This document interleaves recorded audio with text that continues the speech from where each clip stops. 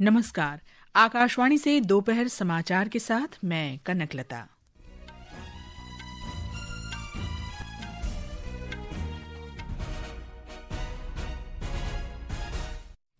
प्रधानमंत्री नरेंद्र मोदी ने कहा, दिल्ली में लाल किला कार विस्फोट के षड्यंत्रकारियों को बख्शा नहीं जाएगा और इसके जिम्मेदार लोगों को न्याय के कटघरे में लाया जाएगा। गृहमंत्री अमित शाह ने दिल्ली विस्फोट के बाद सुरक्षा स्थिति की समीक्षा की। बिहार में विधानसभा चुनाव के दूसरे और अंतिम चरण में अब तक 47% से अधिक मतदान की खबर। भारत का संयुक्त राष्ट्र सुरक्षा परिषद से आतंकवाद के वित्त पोषण को कतई बर्दाश्त न करने की नीति अपनाने का आग्रह। दिल्ली की वायु गुणवत्ता गंभीर श्रेणी में पहुंची, सरकार ने ग्रैब 3 लागू किया। कक्षा 5 तक स्कूल हाइब्रिड मोड में चलेंगे।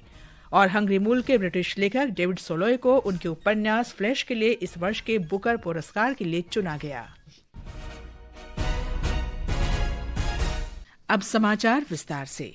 प्रधानमंत्री नरेंद्र मोदी ने नई दिल्ली में लाल किले के पास हुए कार विस्फोट मामले में कहा है कि इस भयावह घटना के षड्यंत्रकारियों को बख्शा नहीं जाएगा और इसके जिम्मेदार लोगों को न्याय के कटघरे में लाया जाएगा।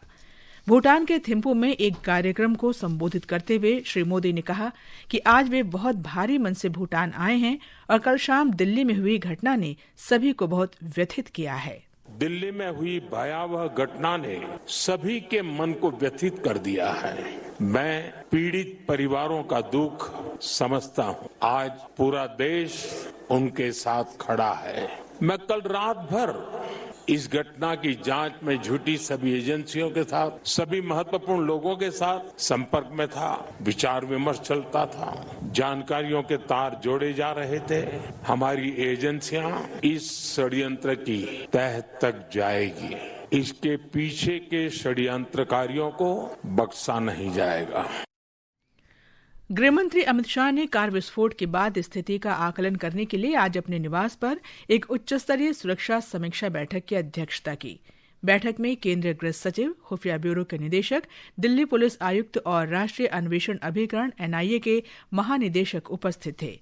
जम्मू कश्मीर के पुलिस महानिदेशक भी वर्चुअल माध्यम से बैठक में शामिल हुए। घटना के तुरंत बाद सभी संवेदनशील इलाकों में सुरक्षा कड़ी कर दी गई है। कल हुए विस्फोट में 8 लोगों की मौत हो गई और कई अन्य घायल हो गए।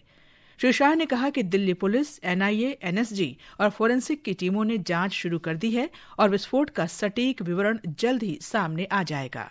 एक रिपोर्ट। दिल्ली पुलिस आयुक्त सतीश गोलचा ने बताया कि लाल किला मेट्रो स्टेशन के पास एक धीमी गति से चल रहा वाहन लाल बत्ती पर रुका और उसी वाहन में विस्फोट हुआ। दिल्ली पुलिस ने गैर कानूनी गतिविधियां रोकथाम अधिनियम, विस्फोटक अधिनियम और भारतीय न्याय संहिता की विभिन्न धाराओं के अंतर्गत मामला दर्ज किया है। प्रधानमंत्री नरेंद्र मोदी ने विस्फोट के बाद स्थिति का जायजा लिया और गृह मंत्री अमित शाह से बात की। श्री शाह ने कार विस्फोट स्थल का दौरा किया और LNJP अस्पताल में घायलों से मुलाकात की। गृह मंत्री ने विस्फोट की गहन जांच का वायदा किया। अधिकारियों ने किसी भी आपात स्थिति में नागरिकों को तुरंत सहायता सुनिश्चित करने के लिए आपात हेल्पलाइन नंबर जारी किए हैं। दिल्ली पुलिस आपात सेवा के लिए 112, दिल्ली पुलिस नियंत्रण कक्ष के लिए 01122910010 या 01122910011, LNJP अस्पताल के लिए 01123233400, दिल्ली अग्निशमन सेवा के लिए 101, एम्बुलेंस के लिए 102 या 108 और एम्स ट्रॉमा सेंटर के लिए 01126594405 हैं। दिल्ली मेट्रो रेल कॉरपोरेशन ने बताया है कि सुरक्षा कारणों से लाल किला मेट्रो स्टेशन बंद कर दिया गया है। अन्य सभी स्टेशन सामान्य रूप से खुले रहेंगे। लाल किला बृहस्पतिवार तक पर्यटकों के लिए बंद रहेगा। सुपर्णा और भानु की रिपोर्ट के साथ समाचार कक्ष से प्रियंका अरोड़ा।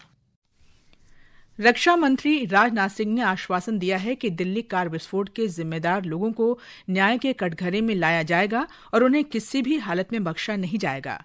आज नई दिल्ली में दिल्ली रक्षा संवाद को संबोधित करते हुए श्री सिंह ने बताया कि प्रमुख जांच एजेंसियां कार विस्फोट की त्वरित और गहन जांच कर रही हैं। उन्होंने कहा कि जांच के निष्कर्ष जल्द ही सार्वजनिक किए जाएंगे। श्री सिंह ने दुर्घटना में मारे गए सभी लोगों के परिजनों के प्रति संवेदना व्यक्त की।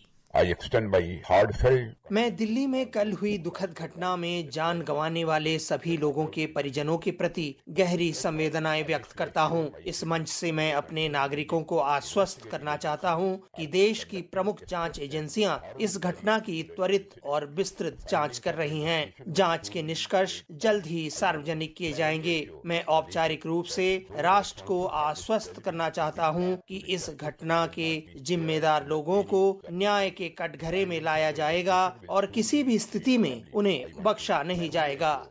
under any circumstances. राष्ट्रपति द्रौपदी मुर्मू, उपराष्ट्रपति सीपी राधाकृष्णन और प्रधानमंत्री नरेंद्र मोदी ने घटना में मारे गए लोगों के परिजनों और मित्रों के प्रति संवेदना व्यक्त की है। दिल्ली में कल हुए विस्फोट के बाद कई राज्यों में सुरक्षा कड़ी कर दी गई है।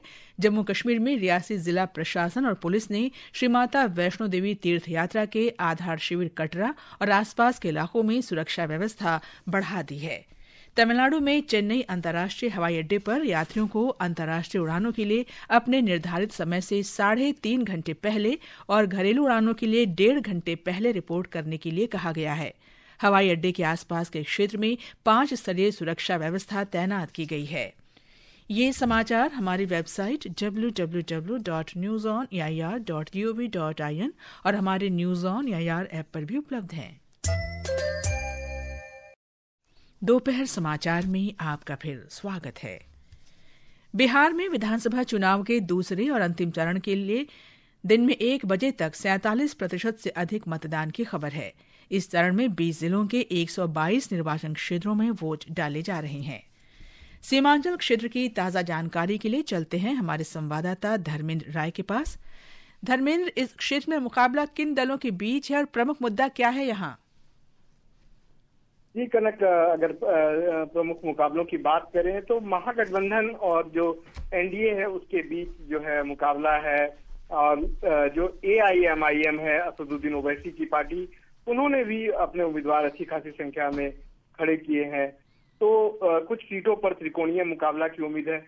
और जिस तरह से पोलिंग के जो है शुरुआती जो 6 घंटे के जो ट्रेंड्स आए हैं, रुझान आए हैं, उसको देखकर लग रहा है कि इस बार जो है दूसरे चरण में रिकॉर्ड मतदान होने की संभावना है। और पिछली बार के सारे जो वोटिंग टर्नआउट के है वो उससे अधिक मतदान होगा। अगर किशनगंज की ही बात करें, सीमांचल का प्रमुख क्षेत्र है, तो पूरे 22 जिलों में सबसे अधिक 52% लगभग जो है मतदान दर्ज किया गया है। उसी तरह से सीमांचल के अन्य जिलों, अररिया में करीब 47% जो है, पूर्णिया में करीब 50%, और जो ये जिले हैं पहले भी अपने हाईएस्ट मतदान के लिए जाने जाते हैं। तो यहाँ पर मतदाताओं का जो रुझान काफी जो है अपने अधिकारों के प्रति देखा जाता है और लोग बड़ी संख्या में वोट डालने। धर्मेंद्र, जानकारी के लिए धन्यवाद। अब चलते हैं बेतिया, जहां मौजूद हैं हमारे संवाददाता आनंद। आनंद, वहां प्रमुख उम्मीदवार कौन है और लोगों में कैसा उत्साह दिख रहा है?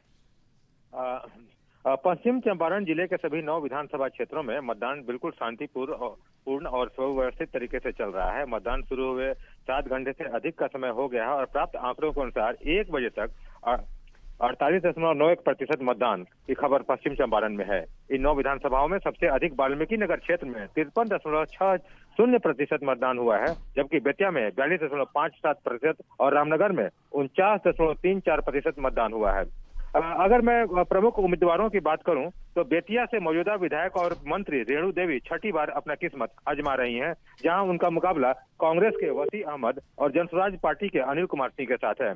वहीं लौरिया सीट से भाजपा उम्मीदवार विनय बिहारी चुनाव लड़ रहे हैं, जहां विकासशील इंसान पार्टी के रणकौशल प्रताप सिंह ने उनका मुकाबला है। वहीं कुल प्रत्याशियों की संख्या की बात करें तो कुल 9 विधानसभा क्षेत्रों में 72 उम्मीदवार अपना भाग्य आजमा रहे हैं। आनंद, धन्यवाद जानकारी के लिए। 3,70,00,000 से अधिक मतदाता 136 महिलाओं सहित 1,302 उम्मीदवारों के राजनीतिक भाग्य का फैसला करेंगे। सुबह 7 बजे शुरू हुआ मतदान शाम 6 बजे तक चलेगा। 7 निर्वाचन क्षेत्रों में सुरक्षा कारणों से शाम 5 बजे तक ही मतदान होगा। निर्वाचन आयोग ने मतदान के सुचारू संचालन के लिए विशेष प्रबंध किए हैं। प्रधानमंत्री नरेंद्र मोदी ने मतदाताओं से अधिक संख्या में वोट डालने की अपील की है। एक सोशल मीडिया पोस्ट में श्री मोदी ने पहली बार वोट डाल रहे युवा मतदाताओं से मतदान कर दूसरों को प्रेरित करने की अपील की। दोनों चरणों के वोटों की गिनती 14 नवंबर को होगी। 7 राज्यों की 8 विधानसभा सीटों के उपचुनाव के लिए भी आज वोट डाले जा रहे हैं। इनमें जम्मू कश्मीर में बडगाम और नगरोटा, राजस्थान में अंता, झारखंड में घाटशिला, तेलंगाना में जुबली हिल्स, पंजाब में तरन तारन, मिजोरम में डंपा और ओडिशा में नुआपड़ा विधानसभा सीट हैं। वोटों की गिनती 14 नवंबर को बिहार विधानसभा चुनाव की मतगणना के साथ होगी। प्रधानमंत्री नरेंद्र मोदी ने भूटान के थिम्पू में एक कार्यक्रम को संबोधित करते हुए कहा कि आज का दिन भूटान, वहां के शाही परिवार और विश्व शांति में विश्वास रखने वाले सभी लोगों के लिए बहुत महत्वपूर्ण है। उन्होंने कहा कि सदियों से भारत और भूटान के बीच संबंध बहुत गहरे, सौहार्दपूर्ण और सांस्कृतिक रहे हैं। इसलिए इस महत्वपूर्ण अवसर पर भाग लेना भारत और उनकी प्रतिबद्धता है। और ब्यौरा हमारे संवाददाता से। थिम्पारू अंतर्राष्ट्रीय हवाई अड्डे पर प्रधानमंत्री नरेंद्र मोदी का स्वागत भूटान के प्रधानमंत्री शेरिंग दोगोपे ने किया। चिंगलीमिथांग स्टेडियम में आते ही सांस्कृतिक कार्यक्रम और शाही सेना के मिलिट्री मार्च के द्वारा प्रधानमंत्री नरेंद्र मोदी का स्वागत किया गया है। आज भारत और भूटान के प्रधानमंत्री 1020 मेगावाट के Poonen सांगचू hydro electric power project का उद्घाटन करेंगे। श्वेता सिंह, आकाशवाणी समाचार, थिम्पू। पुलिस महानिदेशक विनय कुमार ने बताया है कि सुरक्षा कारणों से नेपाल तथा उत्तर प्रदेश, पश्चिम बंगाल और झारखंड से लगी सीमाएं बंद कर दी गई हैं और इन पर कड़ी निगरानी रखी जा रही है। अब नवादा से जुड़ रहे हैं हमारे संवाददाता दीपेंद्र, मतदान समाप्त होने में कुछ ही घंटे रह गए हैं। गति कैसी है मतदान की? बिल्कुल कनकलता, नवादा जिले में मतदान जो है शांतिपूर्ण तरीके से चल रहा है। मैं इस समय हिसुआ विधानसभा के उत्कृष्ट मध्य विद्यालय मतदान केंद्र पर हूं और मतदान शुरू हुए करीब 7 घंटे का समय हो चुका है और अभी भी मतदान केंद्रों पर काफी संख्या में युवा और महिला मतदाता हैं। पूरे नवादा जिले में लगभग दोपहर 1 बजे तक 44% मतदान की खबर है। आपको बता दूं कि 2020 में लगभग 50% मतदान हुआ था और इस विधानसभा चुनाव में जिस तरह का उत्साह मतदाताओं में नजर आ रहा है, ऐसा प्रतीत हो रहा है कि पिछले विधानसभा से अधिक जो है इस बार मतदान होगा। आपको बता दूं कि नवादा, हिसुआ और वारसलीगंज में मतदान शाम 6 बजे तक होगा। वहीं सुरक्षा कारणों की वजह से रजौली और गोविंदपुर में मतदान जो है शाम 5 बजे तक चलेगा। जी, जानकारी के लिए धन्यवाद दीपेंद्र। ये समाचार आकाशवाणी से प्रसारित किए जा रहे हैं। ताजा समाचार जानने के लिए आप हमारे social media handle X@AIR News Hindi को फॉलो कर सकते हैं। ये आकाशवाणी है। भारत ने संयुक्त राष्ट्र सुरक्षा परिषद से आतंकवाद में इस्तेमाल अवैध हथियारों के लिए वित्तीय सहायता देने और उनकी तस्करी करने वालों पर कतई बर्दाश्त न करने की नीति अपनाने का आग्रह किया है। छोटे हथियारों पर संयुक्त राष्ट्र में चर्चा के दौरान भारत के स्थायी प्रतिनिधि राजदूत पर्वतानेनी हरीश ने कहा कि देश ने दशकों तक सीमापार आतंकवाद से संघर्ष किया है, जिसे अक्सर अवैध हथियारों की तस्करी से बढ़ावा मिला है। पाकिस्तान का प्रत्यक्ष रूप से जिक्र करते हुए उन्होंने चेतावनी दी कि आतंकवादी गुटों की छोटे हथियारों तक पहुंच गंभीर वैश्विक खतरा है। हंगरी मूल के ब्रिटिश लेखक डेविड सोलोय को उनके उपन्यास फ्लैश के लिए इस वर्ष के बुकर पुरस्कार के लिए चुना गया है। ये घोषणा लंदन में आयोजित एक समारोह में की गई। राजधानी दिल्ली की वायु गुणवत्ता गंभीर श्रेणी में पहुंचने के बाद केंद्र सरकार ने आज दिल्ली और आसपास के क्षेत्रों में graded response action plan grab के तीसरे चरण के अंतर्गत सख्त प्रदूषण विरोधी प्रतिबंध लागू कर दिए हैं। कक्षा 5 तक के स्कूलों को बंद रखने का निर्देश दिया गया है और कक्षाओं को ऑनलाइन मोड में बदल दिया गया है। निजी BS3 पेट्रोल वाहनों और BS4 डीजल के हल्के मोटर वाहनों पर भी प्रतिबंध लगाने के आदेश दिए गए हैं। अंत में मुख्य समाचार एक बार फिर। प्रधानमंत्री नरेंद्र मोदी ने कहा, दिल्ली में लाल किला कार विस्फोट के षड्यंत्रकारियों को बख्शा नहीं जाएगा और इसके जिम्मेदार लोगों को न्याय के कटघरे में लाया जाएगा। गृहमंत्री अमित शाह ने दिल्ली विस्फोट के बाद सुरक्षा स्थिति की समीक्षा की। बिहार में विधानसभा चुनाव के दूसरे और अंतिम चरण में अब तक 47% से अधिक मतदान की खबर। भारत का संयुक्त राष्ट्र सुरक्षा परिषद से आतंकवाद के वित्त पोषण को कतई बर्दाश्त न करने की नीति अपनाने का आग्रह। दिल्ली की वायु गुणवत्ता गंभीर श्रेणी में पहुंची। सरकार ने ग्रैप 3 लागू किया। कक्षा 5 तक स्कूल हाइब्रिड मोड में चलेंगे। हंगरी मूल के ब्रिटिश लेखक डेविड सोलोय को उनके उपन्यास फ्लैश के लिए इस वर्ष के बुकर पुरस्कार के लिए चुना गया। इसके साथ ही दोपहर समाचार का ये अंक समाप्त हुआ। नमस्कार।